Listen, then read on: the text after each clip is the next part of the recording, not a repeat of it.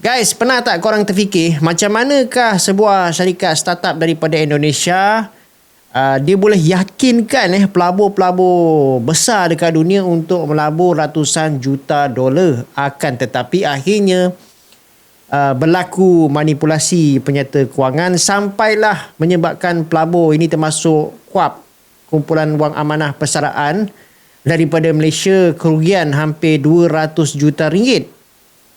Lagi menarik guys, kerajaan Malaysia sendiri cakap ini bukan setakat pelaburan yang silap, akan tetapi ia adalah satu penipuan yang dirancang dengan begitu teliti. Jadi hari ni jom kita cerita daripada awal apa sebenarnya e-fishery, macam manakah syarikat startup ni boleh tipu sampai dana-dana asing pun yang besar pun akhirnya termasuk dalam perangkap mereka. Dan ini sebagai contoh, macam termasuklah Temasek, SoftBank pun kena juga. Dan apakah kesannya kepada dunia startup, especially Asia Tenggara. Okay, first kali jom kita ceritalah siapa dan apa sebenarnya e-fishery ni. Okay. Kalau kita pergi ke Indonesia, industri penternakan ikan dan udang ni dia sebenarnya sangat besar. Indonesia sendiri dia adalah pengeluar aquakultur terbesar dekat dunia. Akan tetapi kebanyakanlah penternak dekat sana sebenarnya dia orang masih gunakan cara tradisional. Okay. Dan dekat sinilah di atas apa yang isu dan permasalahan dekat Indonesia adalah muncul e-fishery, yang mana dia muncul pada sekitar tahun 2013 yang diasaskan oleh seorang usahawan bernama Gibran Huzaifah nama dia. Sebenarnya kalau kita perhatikan idea company ni dia sangat menarik, sebab dia orang ni basically dia orang buat mesin untuk bagi makan ikan secara automatik, yang mana dia menggunakan teknologi IoT lah ataupun Internet of Things. Jadi apa mesin tu buat? Mesin tu pun boleh tentukan bila ikan akan lapar, berapa banyak makanan yang kena dibagi kepada ikan, dan kurangkan pembaziran makanan lah. And then dia orang tambah pula financial applications dan juga pinjaman, pembelian makanan ikan dan platform untuk jual hasil-hasil ternakan lah. Jadi senang cerita lah, e-fishery ni bukan setakat dia jual mesin je. Jadi dia orang cuba untuk membina satu ekosistem yang lengkap untuk penternakan ikan. Dan disebabkan model perniagaan ni dia memang, kalau kita tengok, very huge potential. Jadi pelabur pun apalagi berebut-rebut masuk lah, sebab sebelum ni tak pernah pun ada orang buat dekat Indonesia. Apatah lagi penternakan aquakultur dan ikan ni dia mempunyai potensi yang sangat besar. Jadi menjelang tahun 2023, e-fishery ni dia dapat kumpul sekitar 200 juta US dollar. Dia dapat kumpul 200 juta US dollar dalam pusingan pembiayaan Series D. Dan nilai company dia pada ketika tu dianggarkan sekitar 1.4 bilion US dollar. Ini seterusnya menjadikanlah dia sebuah syarikat unicorn dekat Indonesia. Dan macam saya cakap tadi, bukan sahaja KUAP yang termasuk yang join pelaburan ni. Jadi kalau kita entirely nak salahkan KUAP sebab mungkin berlaku kecuaian daripada pihak mereka, pada masa sama kita kena tengok juga ada nama-nama besar sebenarnya yang pun melabur. Contohnya macam Temasek daripada Singapura. Begitu juga dengan SoftBank, North Star. Lepas tu 42X Fund, Aquaspark. Ini semua nama-nama dana pelaburan besar guys. Dan KUAP ni dia melabur sekitar 47.7 juta US dollar pada masa tu, iaitu kira-kira 194 juta sehingga 200 juta ringgit lah. Ini bergantung pada exchange rate pada masa tu. Jadi bila kita dengar nama-nama besar ni, ramai mungkin akan fikir mustahil company ni ada masalah sebab dia dapat menarik dana-dana yang besar ni guys.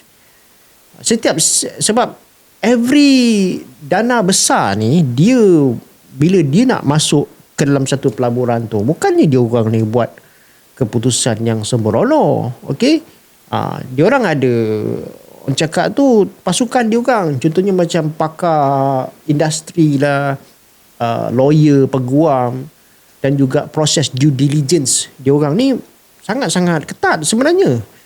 Jadi macam mana dia orang ni semua ni boleh kena tipu? Okay.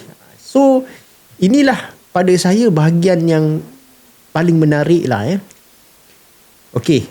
Ramai orang ingat audit ni. Okay, kita cerita pasal audit lah. Sebab dalam kes e-fishery ni, apa yang berlaku adalah berlaku pemalsuan penyata kewangan diorang lah. Yang mana financial statements ni sebenarnya adalah financial statements yang telah pun diaudit. Okay. Jadi ramai orang ingat audit ni dia akan kesan, dia akan detect segala penipuan. Ni nanti saya nak cerita pasal audit sikit lah. Okay. Tapi sebenarnya tak macam tu. Saya ada sedikit pengalaman dululah jadi lead internal auditor. Jadi saya ada sedikit pengalaman lah yang saya boleh kongsikan dengan korang. Dan selepas saya habis belajar dulu, saya terus masuk financial institutions. Jadi saya pun dekat situ saya quite familiar lah dengan audited accounts. Sebab saya proses loans pada masa tu. So hari-hari lah saya tengok audited account. Tapi nanti saya cerita pengalaman saya lah, apa yang saya nampak lah melalui audited account ni. Tapi kalau kita tengok jawapan daripada ni, jawapan bertulis dekat parlimen. Okey.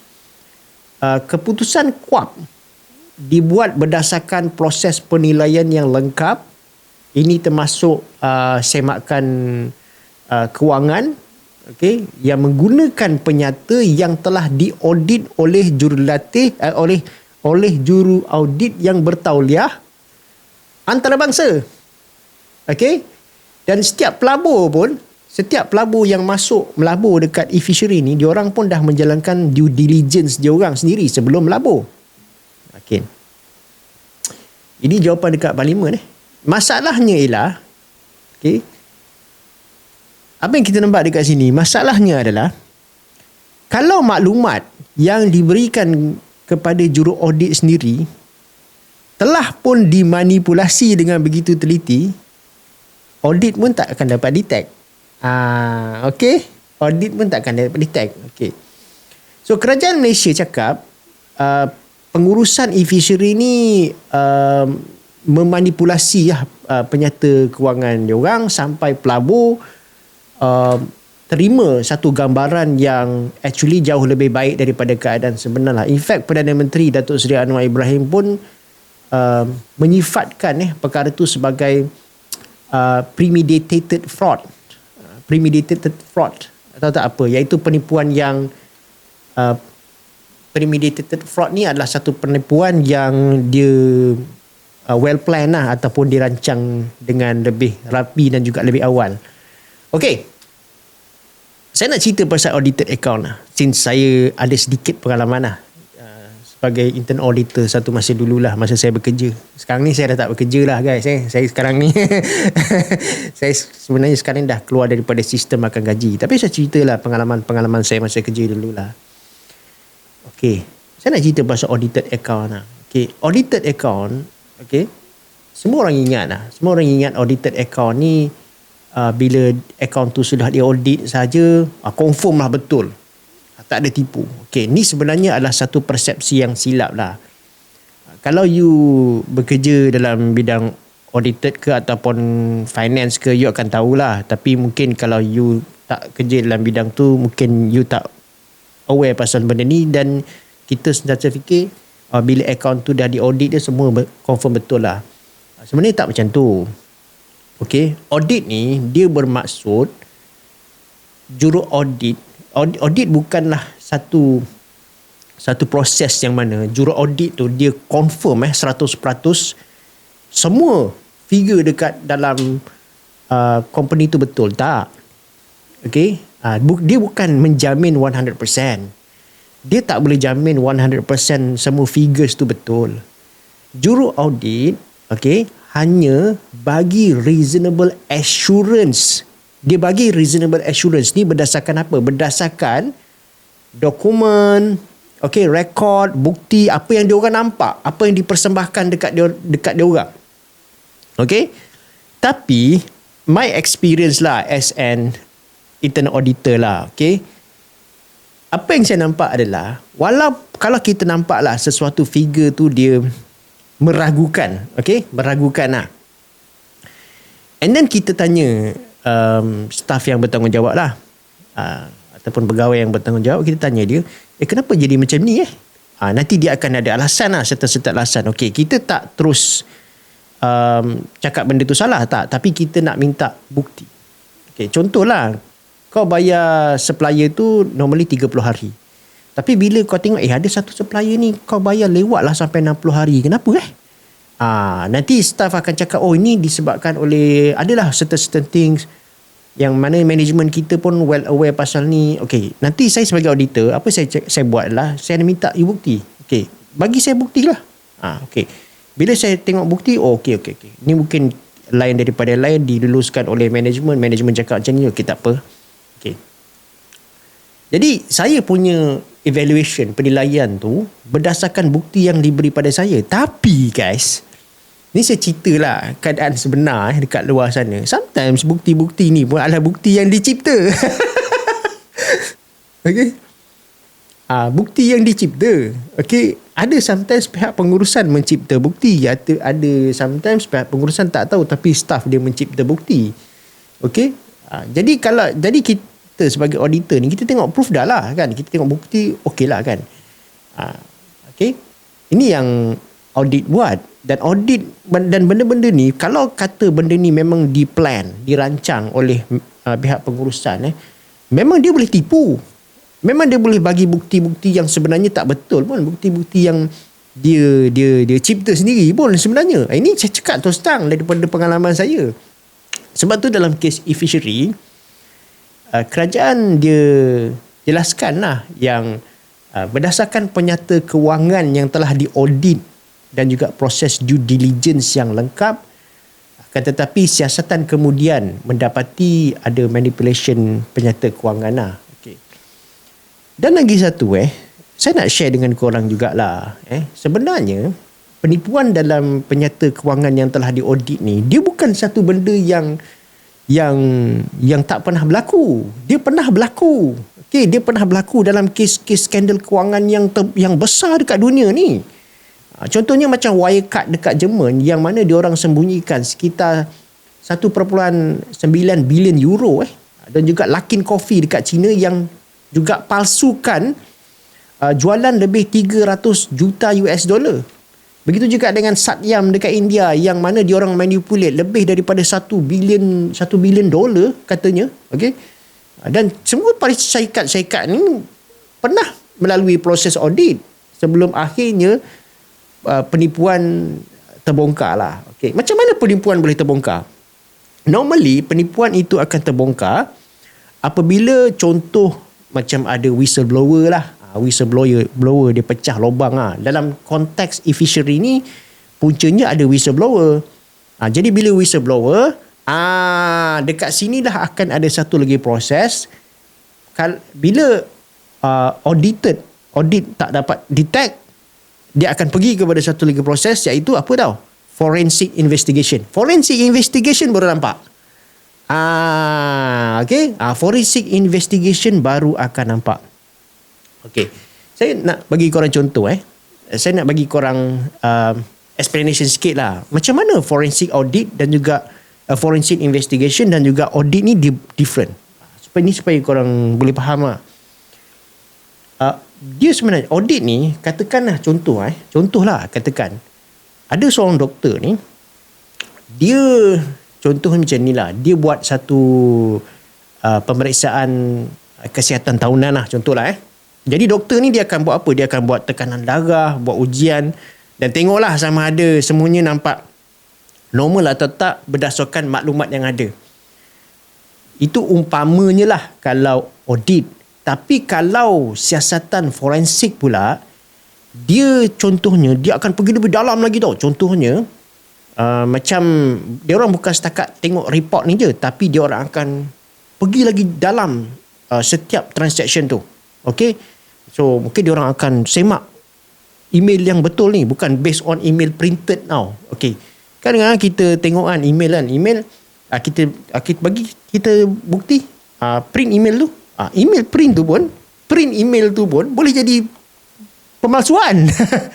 Betul, printed email boleh jadi pemalsuan. Tapi kalau forensic audit, dia tengok betul-betul email tu.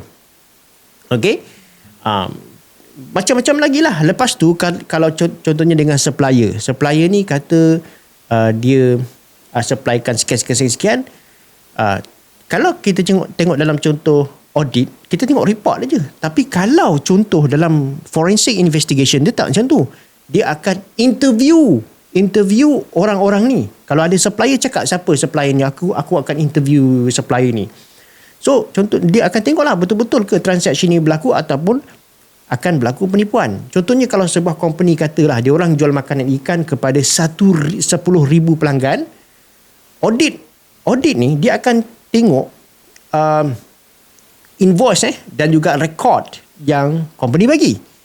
Tapi kalau forensic investigation, dia akan pergi lebih jauh. Contohnya dia akan contact customer tu seorang demi seorang untuk semak sama ada pembayaran tu betul-betul masuk ke bank ataupun sama ada, dan di dekat situ dia orang boleh tentukan sama ada invoice tu palsu ataupun tidak.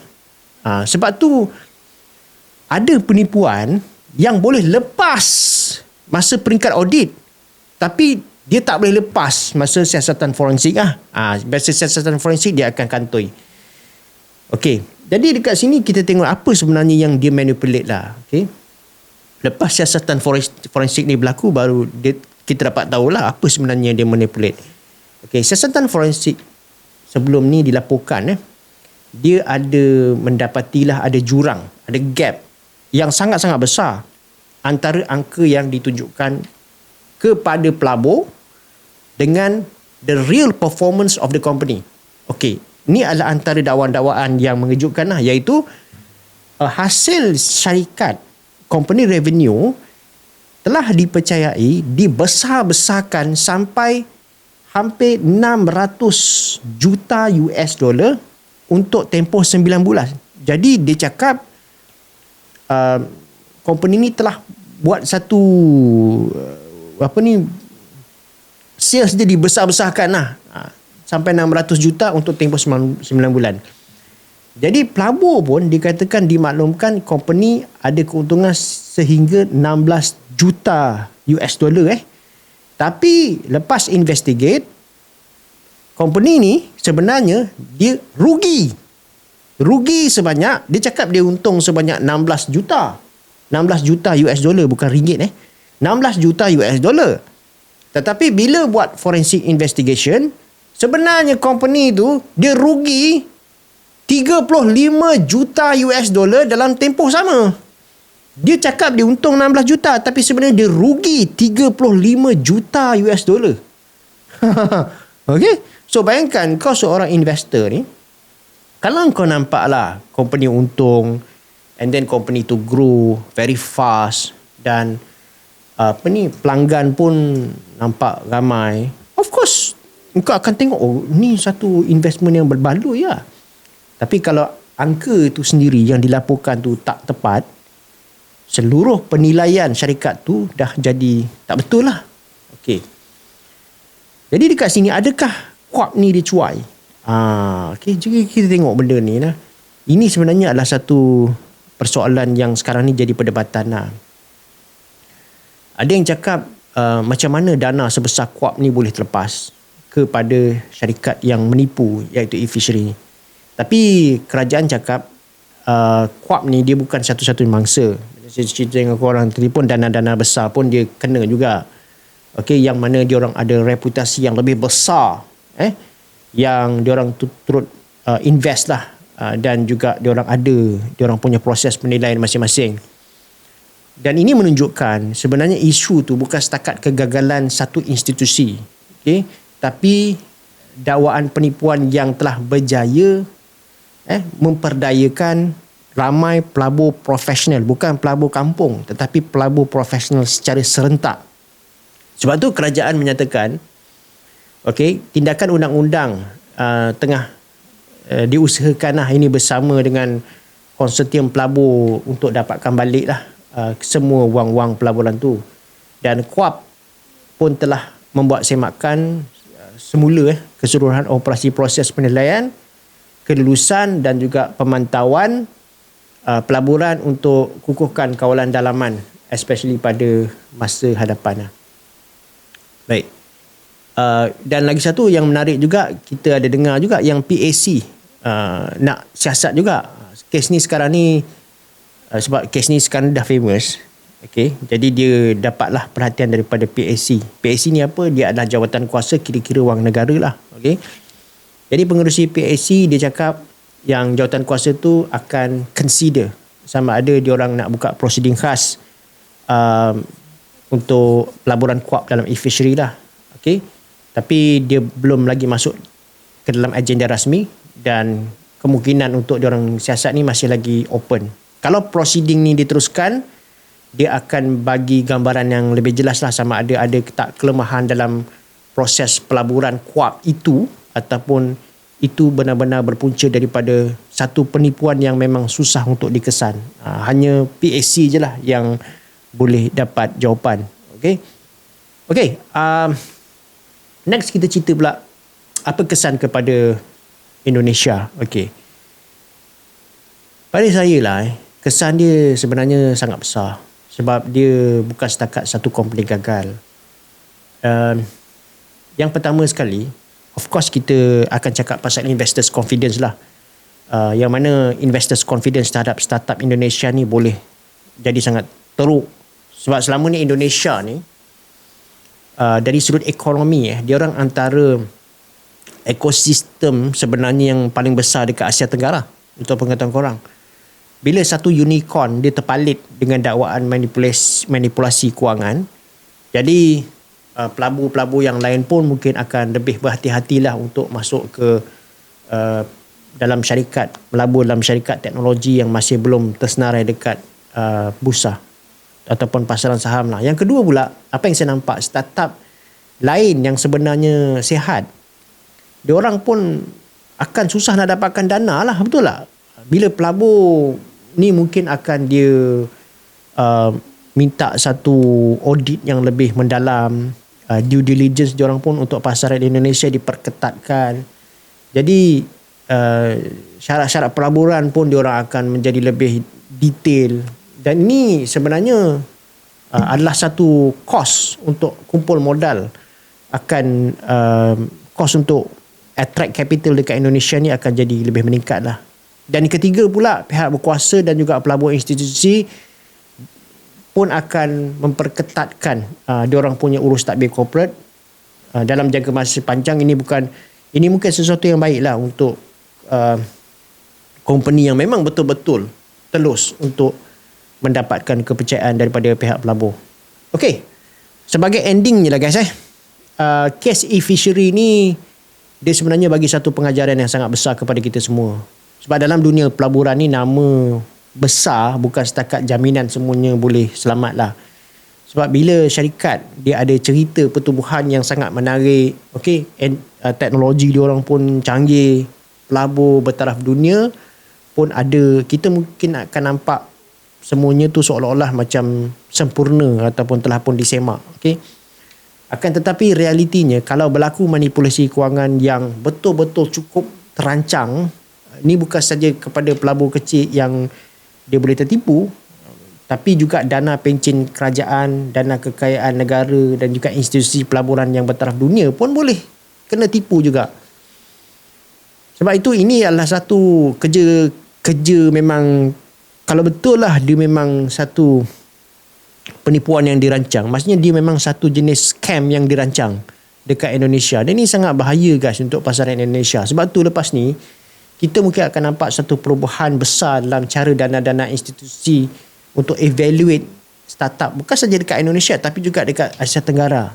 Dia orang mungkin akan tengok angka pertumbuhan, bukan je tengok angka pertumbuhan, tapi diorang akan bagi lebih penekanan kepada pengesahan data operasi, takbir urus dan juga semakan forensik supaya episod macam e-fishery ni tak berulang lagi. Apa pandangan korang guys? Boleh letak dan kongsi pandangan korang dekat ruangan komen. Dan guys, jangan lupa tekan butang subscribe. Saya akan sentiasa update anda semua dengan berita-berita sensasi dan isu-isu panas, dan saya cuba sampaikan dalam bahasa yang insya-Allah mudah untuk korang fahami. Assalamualaikum warahmatullahi wabarakatuh. Jumpa lagi dalam video saya yang akan datang. Bye-bye.